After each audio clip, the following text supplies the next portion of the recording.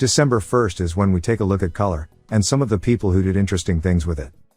Stephen Benton was born on December 1st, in 1941 to parents who encouraged him, and his interests. At the age of 11, he was allowed to go to the movies by himself, and he picked Vincent Price's horror movie, House of Wax. You know, it was the one that was in 3D, with the red and blue glasses. This experience further locked in the young man's desire to do more with colors and light. As a grad student, working for Edwin Land, at the Polaroid Corporation, he invented the rainbow holograms, that one finds on credit cards and documents, to lessen the likelihood that they are forgeries. You also see them on some banknotes today too. Then Benton shifted his focus on being a professor at the Massachusetts Institute of Technology, where he helped set up the Spatial Imaging Group, and headed the MIT Media Art and Sciences program.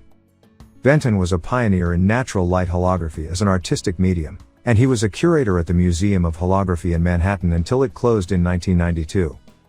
Next, we take a look at Christine Lat Franklin, who was born on December 1st in 1847. It took her 44 years to get her degree, that is, she finished her work at Johns Hopkins in 1882, but was not awarded the degree until 1926, and all because she was a woman. She had been refused admission, because she was female, but was allowed to attend classes, and not be on the attendance roster. She had to sit in the back, and not ask questions. She did not let that get in her way, nor stop her from learning. What's your excuse? Lat Franklin was one of the first scientists to research color, and why we see color. She was the first to ask if animals saw color too, and what it looked like to them. Unfortunately, she never knew about the abilities of some living creatures to see colors that humans can't. That is, some creatures can see light, that is outside of our natural capabilities.